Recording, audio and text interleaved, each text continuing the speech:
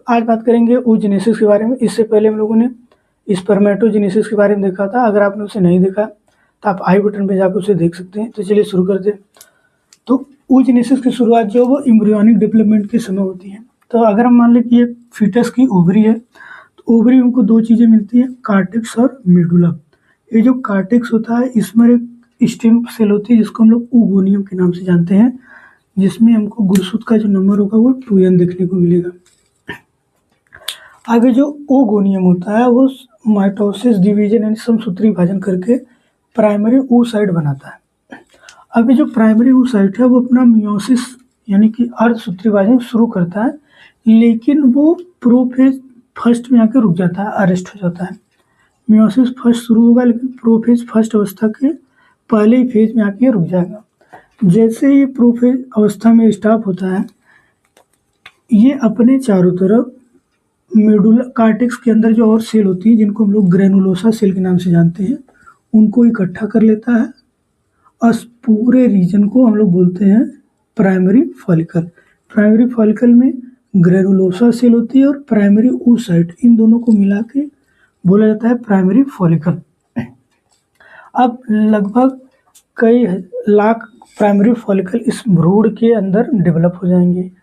अब बच्चे का जो होगा वो जन्म हो जाएगा। जन्म से लेकर प्यूबर्टी तक, किशोरावस्था तक इनके अंदर किसी तरह का कोई भी डेवलपमेंट नहीं होगा, लेकिन ये डीजनरेट होंगे और प्यूबर्टी आते आते लगभग पर ओवरी में इनकी जो संख्या होगी वो 60 से 80 हज़ार के आसपास बचेगा।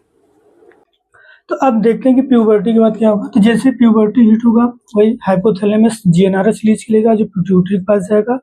पिट्यूटरी एलएच और एफएसएच को रिलीज करेगी जो ओवरी में जाएगा, और ओवरी में जाने के बाद वो ईस्ट्रोजन को प्रमोट करेगा, जिसके बाद जो oogenesis का प्रोसेस है वो फिर से शुरू होगा। अब क्या होगा कि ये जो प्राइमरी फॉलिकल है इसमें जो जो ग्रेनुलोसा लेयर थी वो मल्टी लेयर हो जाती है।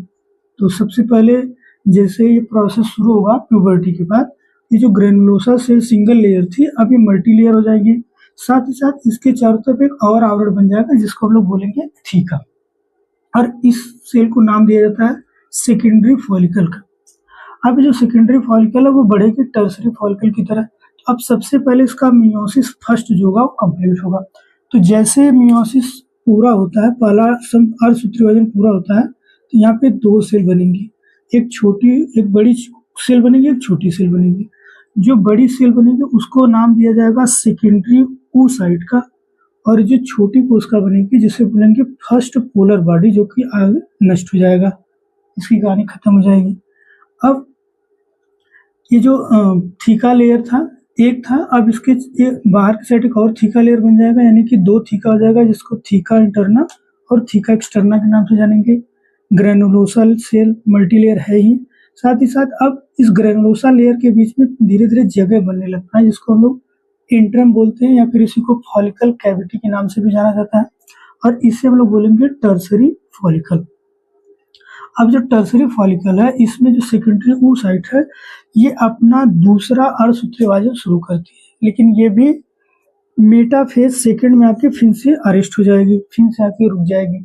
अब धीरे धीरे जो इंट्रम होगा ये काफी बड़ा हो जाएगा, काफी बड़ा ये इंट्रम बन जाएगा, और ये जो सेकेंडरी oocyte है इसके चारों तरफ एक नॉन सिल्वर लेयर बनेगा जिसको जोना पेलोसिटा के नाम से जानते हैं, या इसी को जेडपी दिखाया जाता है, जो कि फर्टिलाइजेशन के समय पार्टिसिपेट करेगा। क्या करेगा हम वहां पे देखेंगे। और इस जेडपी के चारों तरफ एक और आवरण होता है जिसको बोलते हैं कोरोना रेडिएटा, और ये है सेकेंडरी oocyte, और इस पूरे स्ट्रक्चर को बोलते हैं ग्राफियन फॉलिकल। अब जो ग्राफियन फॉलिकल है यहीं से ये जो एग होगा ये रिलीज हो जाएगा, जिसको हम लोग ओव्यूलेशन बोलते हैं। तो ये होता है oogenesis का प्रोसेस।